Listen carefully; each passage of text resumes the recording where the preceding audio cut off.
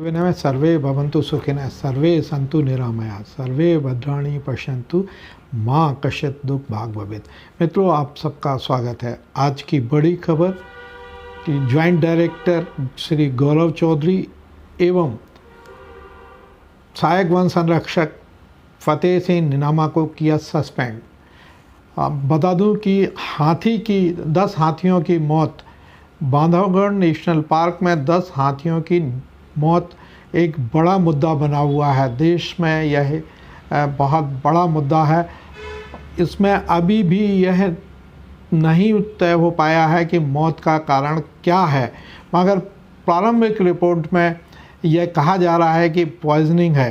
तो उसमें जो पोस्टमार्टम किया गया, पोस्टमार्टम में बहुत बड़ी मात्रा में कोदों के सीड्स मिले हैं और कोदों के सीड्स होना इस बात को इंगित कर रहा है कि हो सकता है कि फूड पॉइजनिंग हो। अब मैं इस पर विस्तार से चर्चा करता हूं। सबसे पहले बता दूं कि जो गौरव चौधरी हैं वो नए आईएफएस अधिकारी हैं। उनका वाइल्ड लाइफ में रुझान कम है, अनुभव नहीं है और वो वाइल्ड लाइफ की पोस्टिंग नहीं चाहते थे। और जैसे ही हाथियों के मरने की खबर आई, वैसे ही वो उससे पहले छुट्टी पर थे और हाथियों की खबर आने के बाद वो छुट्टी से वापस नहीं लौटे। उन्होंने अपना मोबाइल स्विच ऑफ कर दिया। तो मोबाइल स्विच ऑफ कर दिया, जिसको हमारे सीएम डॉक्टर मोहन यादव ने बड़ी गंभीरता से लिया। उनका कहना है कि कोदों से मृत्यु की घटना नहीं सुनी है। इसके बारे में मैं आपसे आगे विस्तार से चर्चा करूंगा। माननीय सीएम ने वन राज्य मंत्री दिलीप अहिरवाल, एपीसीसीएफ वन अशोक वर्णवाल व पीसीसीएफ असीम श्रीवास्तव को जांच के लिए भेजा था, जांच दल भेजा था। और जो रविवार को सीएम ने इनको समीक्षा में बुलाया, समीक्षा के लिए बुलाया और यह उनने जो रिपोर्ट उन्होंने सीएम के सामने साथ साझा की, उसमें प्रारंभिक जांच में यह माना जा रहा है कि जहर के कारण से मृत्यु हुई है।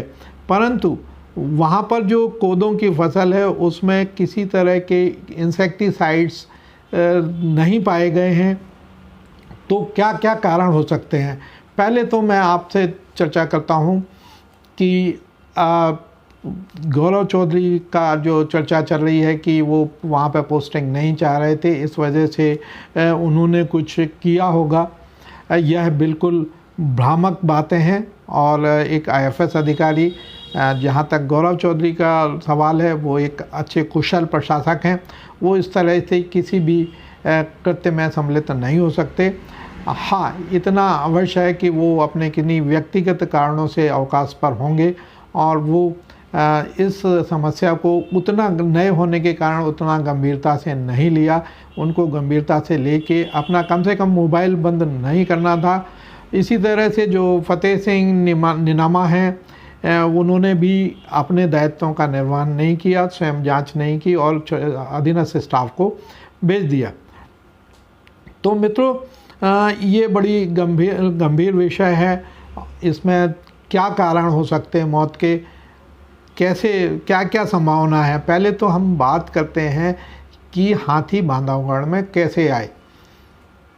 मित्रों, हाथी काफ़ी लंबे समय से नेपाल, बिहार, पश्चिम बंगाल, बिहार, झारखंड, उड़ीसा, छत्तीसगढ़ से होते हुए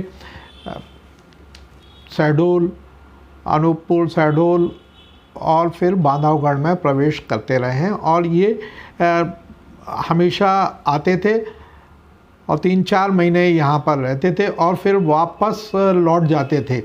जैसे ही वहाँ पर काफ़ी ठंड पड़ती थी तो ये नीचे उतर आते थे। नीचे उतर के फिर ठंड का मौसम जैसे जैसे ख़त्म होता था तो ये वापस जिस स्थान से आते थे उसी स्थान को लौट जाया करते थे। 2018 में क्या हुआ, जो मेरा मानना है, मेरा व्यक्तिगत मत है, मैं इस मामले में ज़्यादा कुछ नहीं कह सकता, एक्सपर्ट्स ज़्यादा अच्छे से बताएंगे। मगर 2018 में कुछ हाथियों को पकड़ा गया। तो जब कुछ हाथी को पकड़ा गया, एक उनका बच्चा भी पकड़ा गया, तो हाथी वो अपने बच्चों को, अपने जो उनके जो दल होता है उस दल को से बिछोड़ने का उनका जो है उनको स्वीकार नहीं है, उन्होंने स्वीकार नहीं किया। और जहाँ पर हाथी बंधा था, जो पकड़ा गया हाथी जहाँ बांधा था, उसके आसपास उन्होंने डेरा जमा लिया और धीरे धीरे धीरे धीरे वो यहाँ रह गए।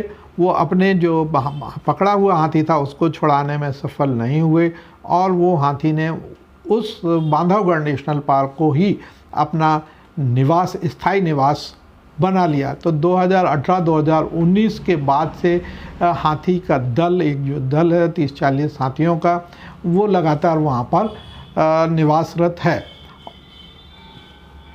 तो कहीं ये हो सकता है कि ये चूक हुई हो कि हमने उनमें से हाथी को जो भगाने के प्रयास करते थे और हाथी को पकड़ के कुछ गलती की, और हाथी जब पकड़े गए तो उसके बाद जो हाथियों का दल था वो वापस नहीं गया।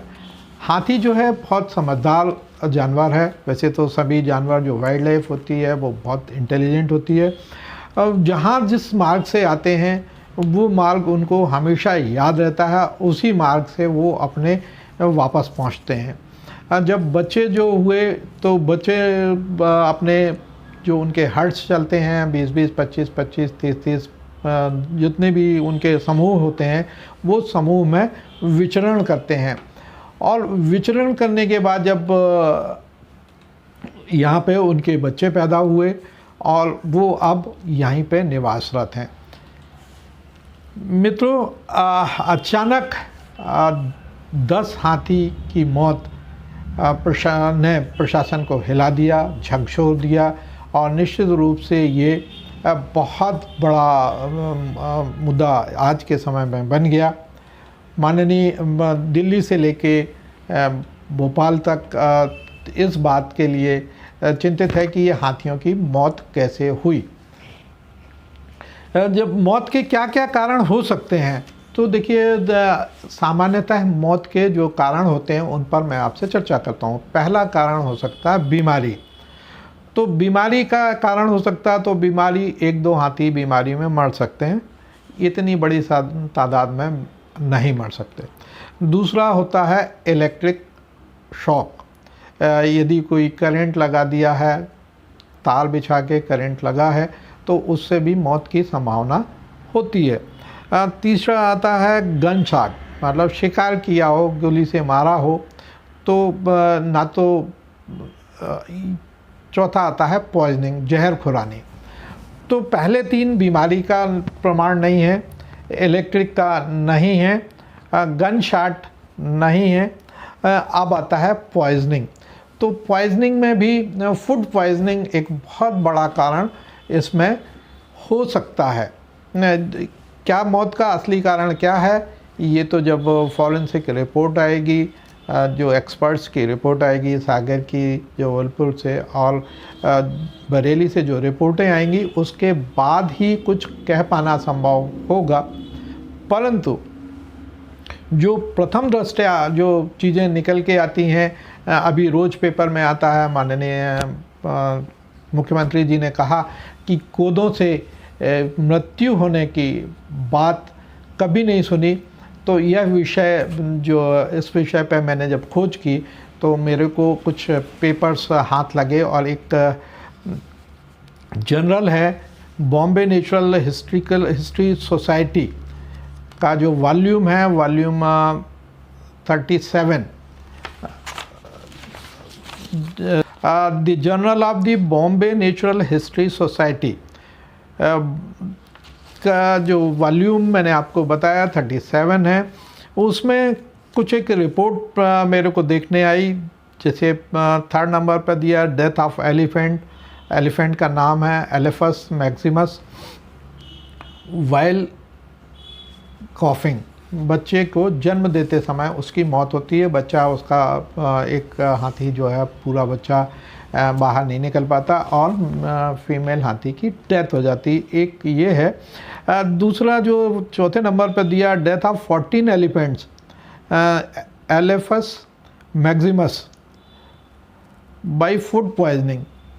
तो ये एक मेरे को मिला है कि 14 हाथियों की मौत हुई थी फूड पॉइजनिंग के कारण। कुछ इसी तरह की सिमिलरिटी की बात समझ में आ रही है, जो पेपर पे छन छन के बात निकल के आ रही है कि उनके जो पेट में, स्टमक में बहुत बड़ी मात्रा में कोदों के सीड्स मिले। कोदों के साथ धतूरा भी हो सकता है और धतूरे के साथ और भी पॉइजनस वीड्स होते हैं, वो भी पीड्स उस पर उगाते हैं। कोदों पॉइजनस कैसे हो जाता है, ये एक बहुत बड़ा विचारणीय विषय है, मगर कोदों पॉइजनस हो जाता है। उसकी वजह होती है क्लाइमेटिक चेंजेस। इस बार जो है बारिश हुई है, काफ़ी लगातार बारिश हुई है, और लगातार बारिश होने की वजह से जैसे गेहूं में गेरुआ रोग लग जाता है, इसी तरह से कोदों में फंगस एरगट जो होता है वो लग जाता है। उसकी वजह से जो सीड है वो भी पॉइजनस हो सकता है और हो जाता है। जो मिस्टर ए विम्बस जो chief conservator of forest Madras के हैं, उन्होंने जो 14 हाथी की डेथ का कारण कोदों मिलेट, कोदों को खाने से पाया गया था, और मद्रास में इसको वारगू कहा जाता है। लोकली जो है नॉन एज वारगू। 17 दिसंबर 1993 की घटना है, 17 दिसंबर 1933। फिर से मैं आपको रिपीट करता हूँ, 17 दिसंबर 1933 फील्ड वनथिपारी रिजर्व फॉरेस्ट कि इसमें डेथ होती है। और दी वेटनरी सर्जन जो थे उस समय पेरिया कोलम, उन्होंने पोस्टमार्टम कंडक्ट किया था, और elephant viscera were sent to chemical examination, जो केमिकल एग्जामिनेशन के लिए विसरा को भेजा गया था। इसमें रिपोर्ट आई थी कि जो पका हुआ वालगू मतलब कोदो कई बार पॉइजनस हो जाता है, पॉइजनस कंडीशन में हो जाता है, और उसकी वजह से फूड पॉइजनिंग हो जाती है। फूड पॉइजनिंग से डेथ का एक बहुत बड़ा कारण बन जाता है, और यह 14 हाथियों की मौत का कारण का एक मेरे पास पेपर है जो मई 22, 1934 आर.सी. मॉरिस ने के नाम से पब्लिश है। ये मैं आपको दिखा रहा हूँ। ये एक मैं आपको इसको पूरा इसमें पोस्ट भी करूँगा, तो आप इसको पढ़ सकते हैं पूरे जर्नल को। इसमें 14 हाथियों की मौत, डेथ ऑफ 14 एलिफेंट्स।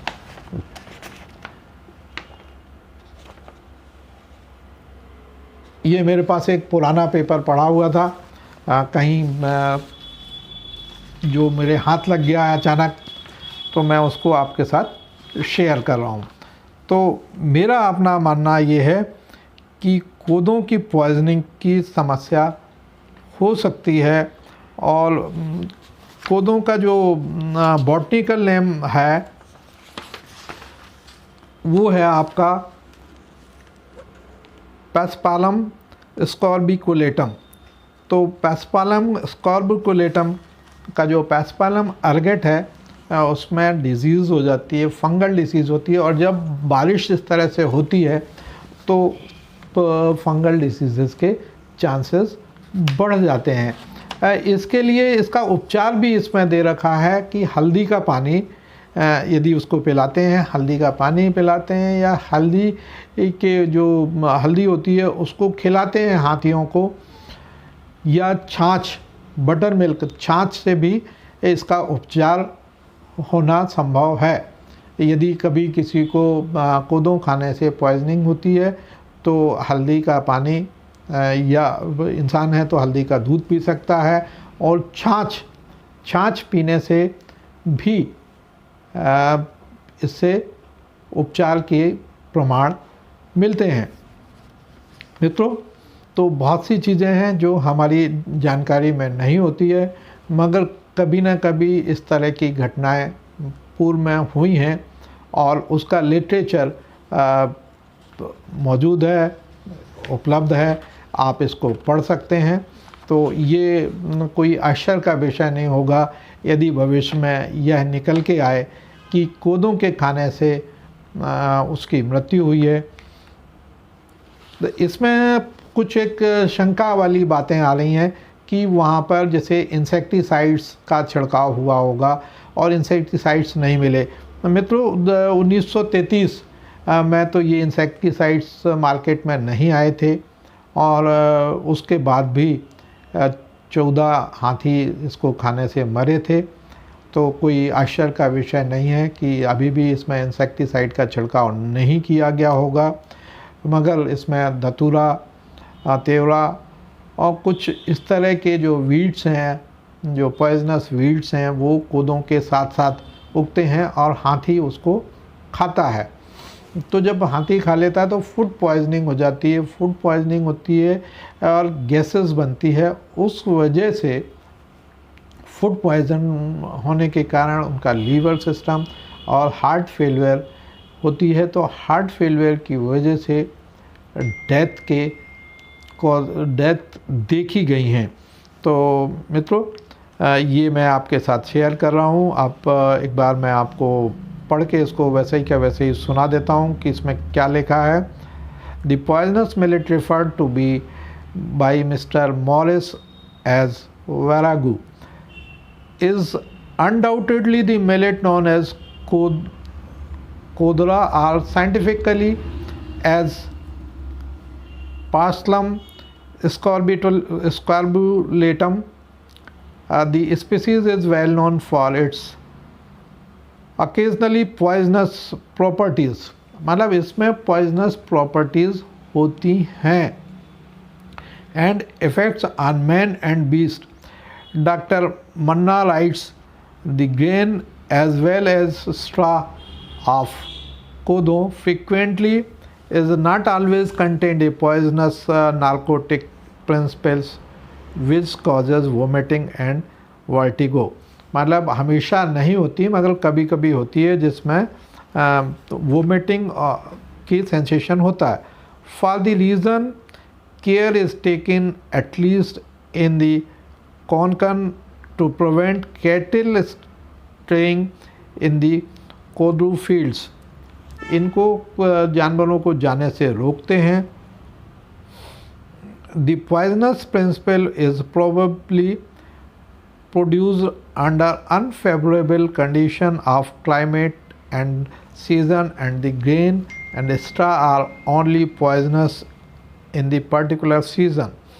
तो किसी सीज़न विशेष में ये पॉइजनस होता है. तो मित्रों, ये मैं पूरा आपके साथ शेयर कर रहा हूँ. It is said that narcotic property is to some extent neutralized by steeping in the cow dung and water or by keeping the grain for a number of years. काफ़ी लंबे समय तक रखे रहने से भी इसकी जो पॉइजनस कैरेक्टर है वो ख़त्म हो जाता है. Though the poisonous and non-poisonous grain cannot usually be distinguished by ordinary people. कोई आसानी से इसको पॉइजनस और नॉन पॉइजनस को पहचान नहीं सकता है. Yet cultivation in Gujarat claim that the diseased grain can be detected while threshing, as then the effect of the poisonous dust is felt both by the threshing bullocks and their drivers. जब गुजरात में threshing हो रही थी, दाएं मतलब पहले दाएं हुआ करती थी, तो दाएं करते समय उसमें जो बैल थे, बैल और बैल को हाँकने वाले ने पॉइजनस गैसेस का अनुभव किया था और उसमें पॉइज़न पाए गए थे। According to doctor Lisboa, the symptoms of poisoning resemble those caused by the dhatura and are severe in cattle than in man. तो धतूरा जो है जानवरों में ज़्यादा खतरनाक होता है बनस्पत मनुष्य के। Due no doubt to the eating of the grains and husk and also to the absence of vomiting. तो इस तरह की चीज़ें मिलती हैं, लिटरेचर है, आप पढ़ सकते हैं। मैं आपको इसको पूरा आपके साथ शेयर कर रहा हूँ। तो एक कॉज ये हो सकती है। आगे हम देखते हैं कि पोस्टमार्टम रिपोर्ट और जो पोस्टमार्टम रिपोर्ट के बाद जो विसरा भेजा गया है फॉरेंसिक लेबोरेटरीज़ में, उसमें क्या रिपोर्ट आती है और क्या काज आता है।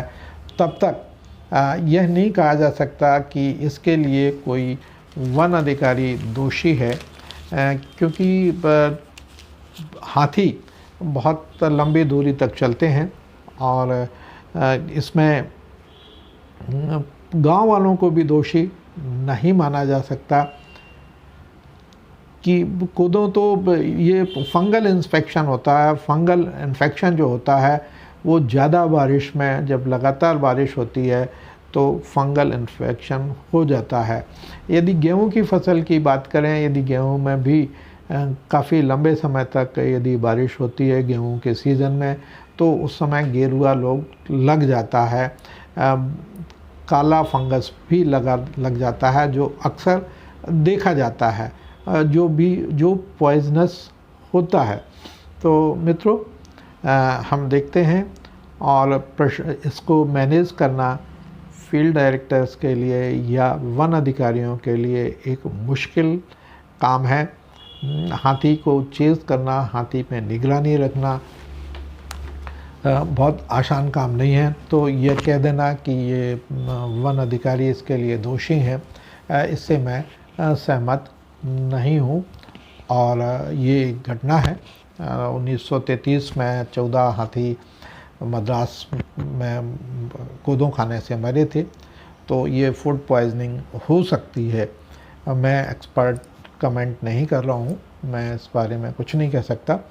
जांच जारी है और जांच तक हमें इंतजार करना चाहिए और कार्रवाई करना किसी के खिलाफ़ कहाँ तक उचित है मैं नहीं जानता। प्रशासन है, प्रशासन का अपना विवेकाधिकार है और वो उसके लिए स्वतंत्र है। मगर मैं इतना अवश्य कहूँगा कि जो कोदों का जो प्राइमरी रिपोर्ट आई है कि कोदों के खाने से उसके पेट में काफ़ी मात्रा में कोदो मिली है, तब मैंने इसको सोचा कि शायद मुझे भी इस बात का ज्ञान नहीं था कि क्या कोदों के खाने से मौत हो सकती है।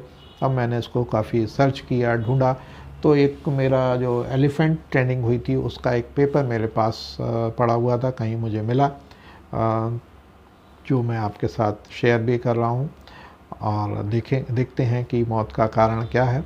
जय हिंद, जय भारत।